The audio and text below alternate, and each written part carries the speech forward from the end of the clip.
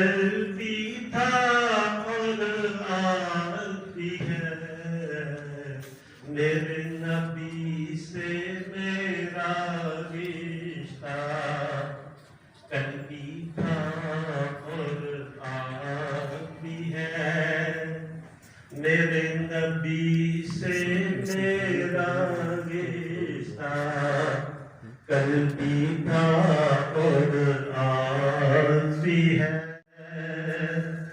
لب پر نعت پاک کا نغمہ، کل بھی تھا اور آج بھی ہے، میرے نبی سے میرا رشتہ، کل بھی تھا اور آج بھی ہے، پست وہ کیسے ہو سکتا ہے، حق نے جس کو بلند کیا، پست وہ کیسے ہو سکتا ہے، حق نے جس کو بلند کیا، دونوں جہاں میں ان کا چرچا، کل بھی تھا اور آج بھی ہے۔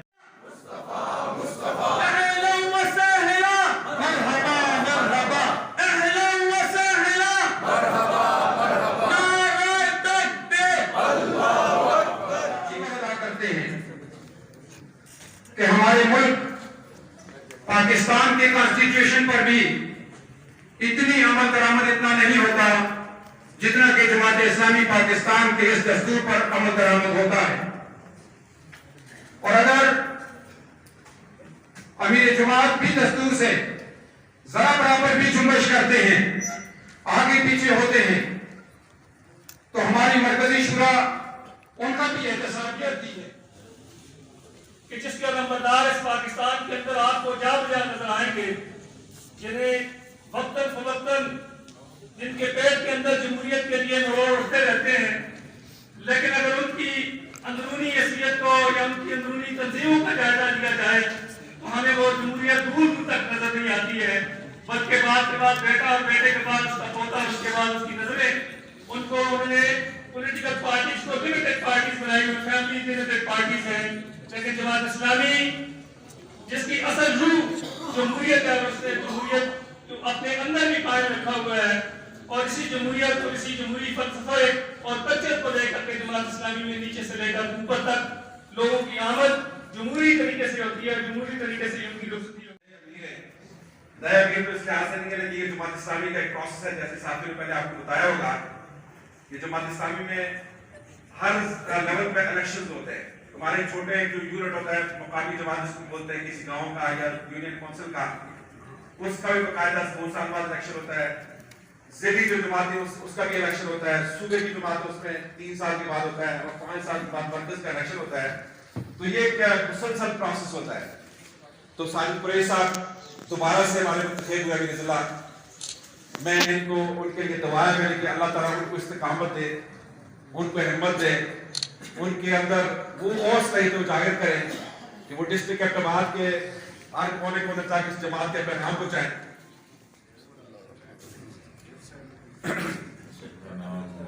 میں ساجد قریشی عباسی ابن محمد قریش خان، جسے جماعت اسلامی ضلع اقتباد کا امیر مقرر کیا گیا ہے، اللہ رب العالمین کو گواہ کر کے اقرار کرتا ہوں کہ میں اللہ اس کے رسول صلی اللہ علیہ وسلم کی اللہ اس کے رسول صلی اللہ علیہ وسلم کی العالمین نبی مہربان صلی اللہ علیہ وسلم کی ذات کرام ایک مرکز اور محبت کا مرکز، اور ان کی محبت ہی مسلمانوں کے لیے، اہل ایمان کے لیے زندگی کا سب سے بڑا سرمایہ۔ لیکن آپ دیکھ رہے ہیں پوری دنیا میں اسلام کے ماننے والوں کا شرازہ بکھرا ہے، عالم اسلام تتر بتر ہے، مسلمان باہم دست و گریباں ہیں، شام میں، عراق میں، ایران میں، لیبیا میں، یمن میں، روہنگیا میں اور دنیا بھر میں مسلمانوں کی کیا حالت ہے۔ کشمیر اور فلسطین عالم اسلام کے شرازے کے بکھرنے کی وجہ سے لاتعداد مسائل سے دوچار ہے۔ کسی وقت بھی بیدار ہو اور ان کے پاس قرآن اور نبی مہربان صلی اللہ علیہ وسلم کے اسوہ کی وہ طاقت ہے کہ جس کی بنیاد پر یہ دنیا پر پھر غالب آئیں۔ میرے عزیزوں اور میرے بھائیوں،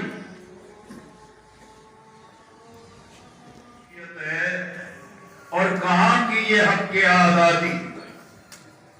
یہودیوں کے ہولوکاسٹ کے بارے میں کوئی بات نہیں کر سکتا، برطانیہ کے ملکہ کی کوئی توہین نہیں کر سکتا، لیکن 1.5 ارب سے زائد مسلمانوں کے شاعر اسلام کو، عقیدت کے مراکز کو اور ان کی زندگیاں جن کی وجہ سے باعزت ہے ان کی توہین کرے تو پھر دنیا میں یہ رد عمل کیوں نہیں پیدا ہو؟ اس لیے میں یہ عرض کرنا چاہتا ہوں کہ آج فرانس کے صدر نے جو ایک انتہائی گھٹیا، انتہائی ضلالت پر مبنی اور انسانیت سے گری حرکت کی ہے، حقیقت میں یہ ایک ملک کے صدر کے جذبات نہیں، یہ اہل مغرب میں اسلام، قرآن و سنت اور مسلمانوں کے اطاعت سے خوف کی بنیاد پر ہے۔ اسی لیے یہ چاہتے ہیں کہ مسلسل یہ حرکت کریں کہ مسلمان قرآن کی، نبی اکرم صلی اللہ علیہ وسلم کی توہین کو معمول کی چیزیں سمجھ لیں۔ ہم ان سے کہنا چاہتے ہیں، آپ نے بار بار ملت اسلامیہ کو آزمایا، ہر آزمائش میں ملت اسلامیہ کامیاب ہے، تم ناکام رہے ہو، اب بھی ذلت تمہارا مقدر بنے گی۔ لیکن مسئلہ یہ ہے کہ عالم اسلام کا شرازہ بکھرا ہے، اسلام و فوبیا پر مسلمان حکمران باتیں کرتے ہیں، جنرل اسمبلی میں دل ربا باتیں کرتے ہیں، لیکن ضرورت اس بات کی ہے عالم اسلام متحد ہو کے عالمی سطح پر اس کے لیے قانون سازی کرے، شاعر اسلام کی حفاظت کے لیے اس قانون سازی کے ساتھ آگے بڑھنا چاہیے۔ مولانا سید ابوالعلا مودودی رحمت اللہ علیہ بانی جماعت نے یہی پیغام دیا کہ اگر ہم اپنی اصلاح کر لیں، اپنی فکر کر لیں، دوسروں کی غلطیوں پر نہ مرتے چلے جائیں، اپنی جنت کی فکر کریں، تو آج ان ساری غلطیوں کے باوجود جماعت نے اپنے وجود کو، اپنی ساکھ کو لوگوں کی خدمت کے ذریعے اپنا ایک مقام پیدا کیا۔ خلاف خصلتوں کے ساتھ دین کی مخالف قوتوں کے مقابلے میں بنیادیں مرصوص بن سکتے ہیں اور اپنی منزل کی طرف آگے بڑھ سکتے ہیں۔ قرآن سے جڑے، احادیث کا مطالعہ کریں، مولانا سید ابوالعلا مودودی رحمت اللہ علیہ لٹریچر کے ساتھ جڑے۔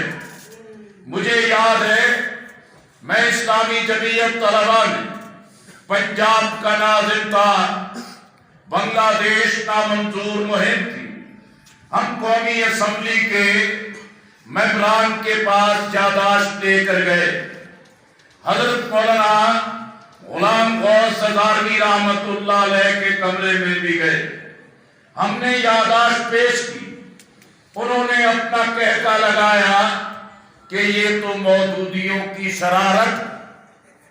ہم نے کمرے میں دیکھا کہ مولانا کے کمرے کے ٹیبل پر مولانا مودودی رحمت اللہ علیہ کی تفہیم القرآن کی 3 جلدیں، سود کی، پردے کی، خطبات کی کتابیں موجود تھیں اور کتابوں کے اندر کاغذ کے ٹکڑے موجود تھے.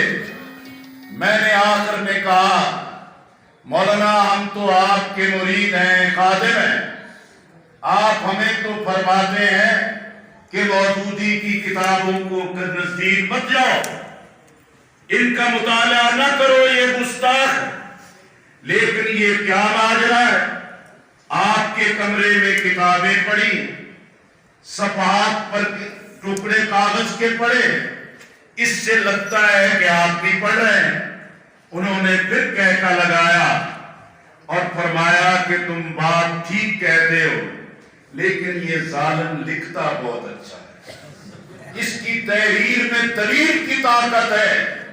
اور قومی اسمبلی میں موضوعات کی تیاری کے لیے بڑی رہنمائی. میرے عزیزو، میں آپ سے یہی گزارش کرنا چاہ رہا ہوں، یہ میڈیا بہت اہم ہے، سوشل میڈیا بہت اہم ہے، لیکن ایک نظریاتی انقلابی کارکن دوسروں کی بنائی وکٹ پر اپنے آپ کو برباد کرتا رہے اور اپنے مرکز سے دور ہو جائے.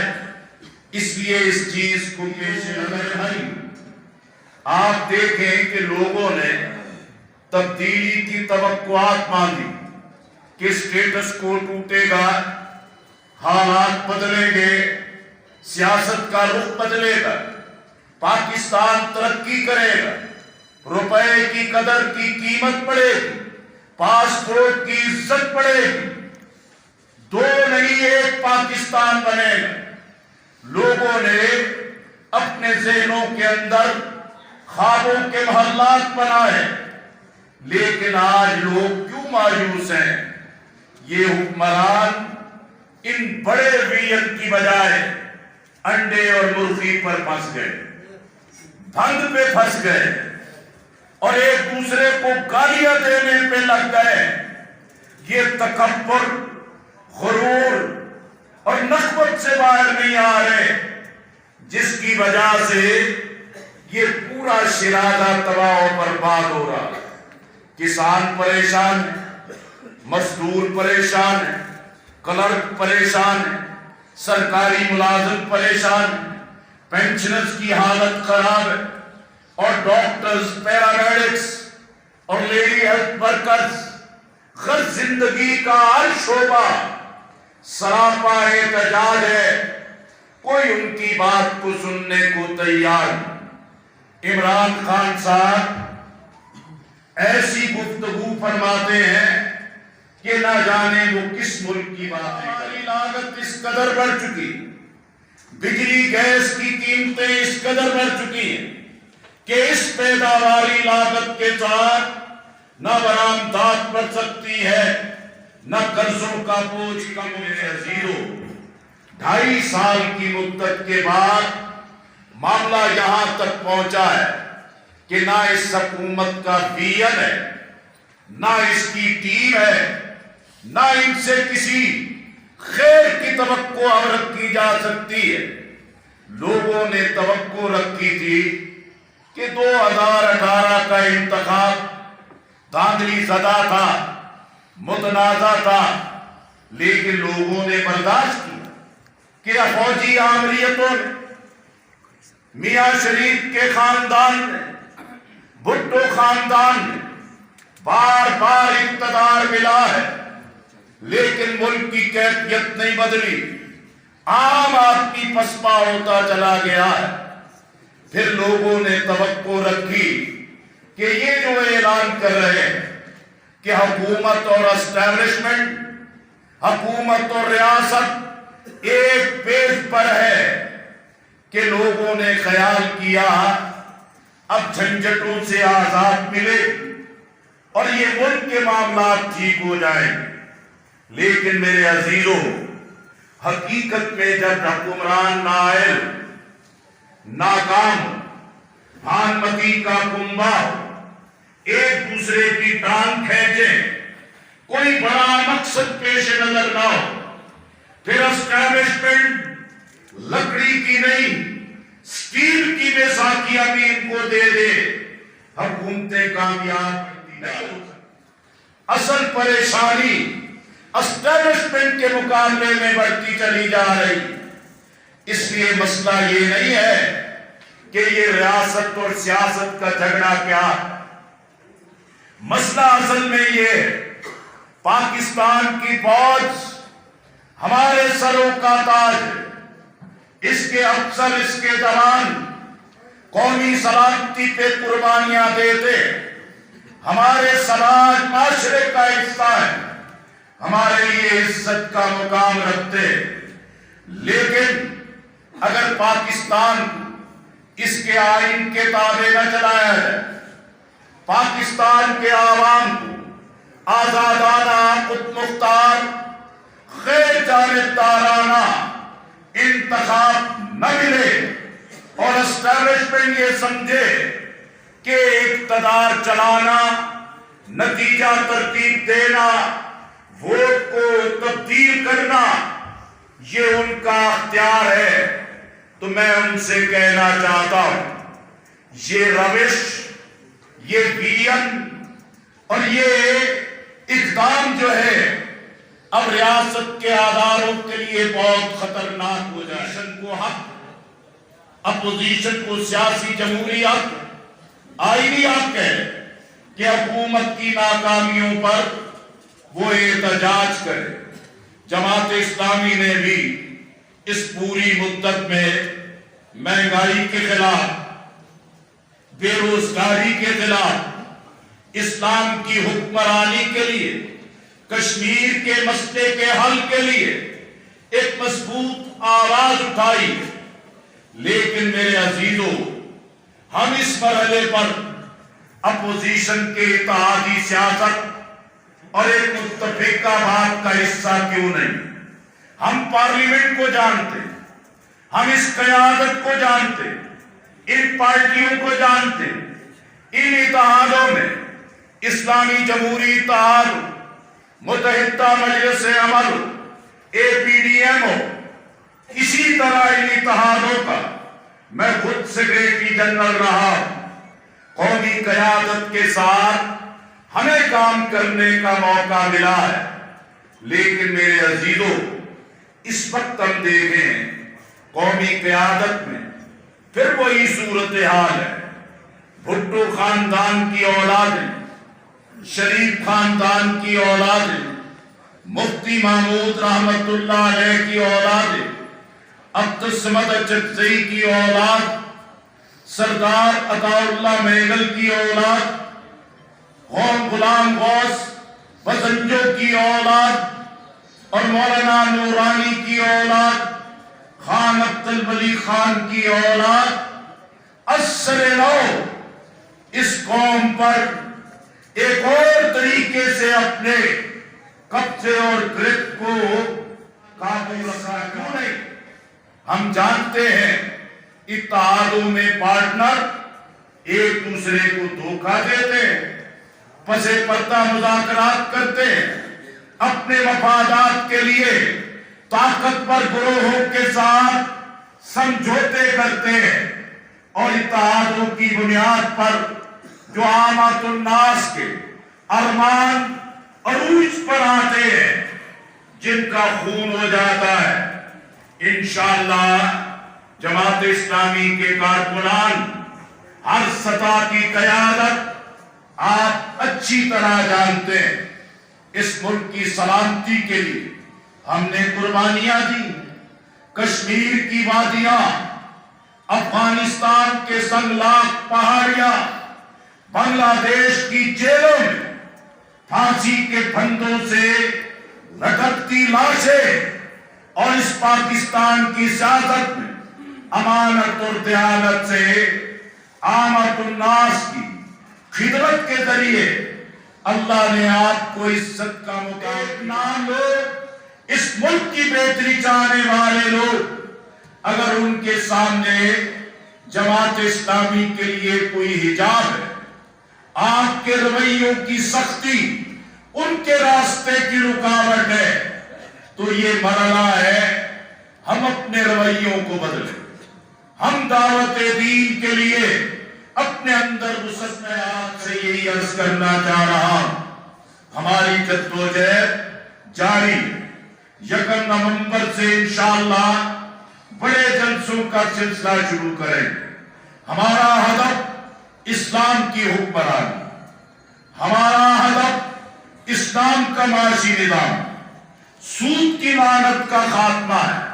ہمارا ہدف قومی وسائل کی منصفانہ تقسیم ہے، اور ہم چاہتے ہیں ہر ضلع کی جماعت اپنے اپنے ضلع میں عوام کے مسائل کو اجاگر کرنے کے لیے اہم ترین مسائل کو ہدف بنا کر اٹھے کہ عمران خان صاحب تو ایک مجبور و بے بس اور اسٹیبلشمنٹ کے قیدی حکمران ہیں، اور ان کو بات کرنے اور گفتگو کرنے کی آزادی، اور ان کی گفتگو بھی بس ایسے ہے کہ جیسے ایک قوم ہے، ایک بوڑھی اماں خاتون تھی، بڑی باروب اور بڑی بااختیار، کسی نے جا کے پوچھا اماں تیرے پاس کون کون سے اختیار؟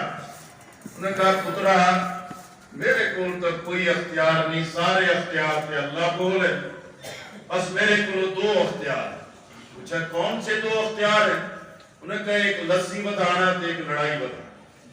اور عمران خان صاحب کے پاس بھی 2 اختیار، لڑاؤ اور معاشرے میں فساد۔ یونیورسٹی میں پڑھتے تھے، ایک طالب علم جو ہمارے نیب و رسالے کے ایڈیٹر بھی تھے، بڑے شاندار آدمی تھے، ان کو بھی جھگڑا پیدا کرنے کا شوق ہوتا تھا۔ نہر کے کنارے چلتے چلتے کسی سے پوچھتے تیرے کو ماچس ہے؟ وہ اپنی جیب میں ٹٹولنے لگ جاتا، کہتا نہیں میرے پاس تو نہیں ہے، اپنی جیب سے ماچس نکال کے کہتا میرے بولتے ہے۔ یعنی مسئلہ یہ ہے کہ حالات کو ٹھیک کرنے کی بجائے تیری لگانے کا ایک سلسلہ جاری ہے۔ اس لیے میں آپ سے یہی گزارش کروں گا، محترم امیر ضلع نے اپنی ذمہ داریوں کا حلف اٹھایا ہے، اور مجھے یقین ہے کہ انشاءاللہ بہترین ٹیم کے ساتھ باصلاحیت افراد کو استعمال کرتے ہوئے، ہر کارکن کو احساس شرکت اور ذمہ داری دیتے ہوئے، دعوت پہ بھی تربیت پہ بھی، لیکن اصل چیلنج آپ کے سامنے یہی ہے۔ جب جماعت نے حکمت عملی طے کی ہے، ہم اپنے بیانی، ہم اپنے منشور، ہم اپنے پیغام، ہم اپنے انتخابی نشان ترازو کے ساتھ انتخابات میں جائیں گے، اور انشاءاللہ ہم اپنے ووٹ بینک کو واپس اکٹھا کریں گے اور لوگوں کو اس چیز کے لیے قائل کریں گے۔ اس کے لیے آپ کے لیے چیلنج ہے، بلدیاتی انتخابات ہیں، قومی اور صوبائی انتخابات ہیں، اس کی طرف آگے بڑھنا ہے۔ جو نیک نام اچھا انسان اس ملک کی خدمت کر سکتا ہے، اسے دعوت دے، اپنے ساتھ لے کے چلے کہ ہزارہ کو صوبہ بننا چاہیے، اس علاقے کو اس کا حق ملنا چاہیے۔ لیکن اگر اس نعرے کے ساتھ کوئی بزرگ دنیا سے رخصت ہو گئے، کوئی اس کی بنیاد پر پارٹیوں کی ٹکٹوں کی نظر ہو گئے، تو جماعت اسلامی کو ہزارہ کے عوام کے اس بنیادی مطالبے سے دستبردار نہیں ہونا چاہیے۔ پورا ملک، خود خیبر پختونخوا کی جماعت اسلامی آپ کی پشتیبان ہے، اور اس مقصد کے لیے آپ کو آگے بڑھنا چاہیے۔ اللہ کریم ہمیں اس بات کی توفیق دے۔ یہ ہزارہ کا پورا علاقہ جو محب وطن لوگوں کا علاقہ، دین سے محبت کرنے والوں کا علاقہ، اور پبلک سروے، سائنٹیفک سروے کے مطابق اس پورے خطے میں جماعت اسلامی کی محبت لوگوں کے اندر موجود ہے۔ اب یہ آپ کے لیے چیلنج ہے کہ اس محبت کو اکٹھا کرے۔ اللہ تعالی ہم سب کو اس بات کی توفیق دے، اس ملک کی سلامتی اور اس ملک کی حفاظت، اس ملک کی ترقی، اس کے مستقبل کے لیے ہم اپنا کردار ادا کریں۔ ہمیں یقین ہے، ہمارا ایمان ہے، انشاءاللہ یہ پاکستان قیامت کی صبح تک سلامت رہے۔ ہمیں یقین ہے اس پاک سرزمین پر اللہ کا دین غالب ہو کے رہے گا، اور قرآن و سنت کا نظام ہی پاکستان کو اسلامی بھی اور خوشحال بنا سکتا ہے۔ آخر میں اس ماہر چاہتا ہوں، علامہ اقبال شاعر مشرق اور جن کی رگ رگ میں نبی اکرم صلی اللہ علیہ وسلم کی محبت بھری ہوئی، وہ اپنے کلام میں کہتے، تو غنی ازہر دو عالم من فقیر، روز محشر گزرائے من پذیر، در حساب امرات دینی ناگزیر، از نگاہ مصطفیٰ پنہا بگیر۔ وہ کہتے ہیں کہ اللہ تو جہانوں کا مالک ہے، عطا کرنے والا ہے، جبکہ میں تیرا منگتا و فقیر ہوں۔ روز محشر میری معذرت کو پذیرائی بخش کر قبول فرمانا اور مجھے بخش دینا۔ اگر پھر بھی میرے نامہ اعمال کا حساب ناگزیر ہو تو پھر اسے میرے مولا، اسے میرے آقا محمد صلی اللہ علیہ وسلم کی نگاہوں سے پوشیدہ رکھنا، کیونکہ میں ایک گناہگار امتی کی حیثیت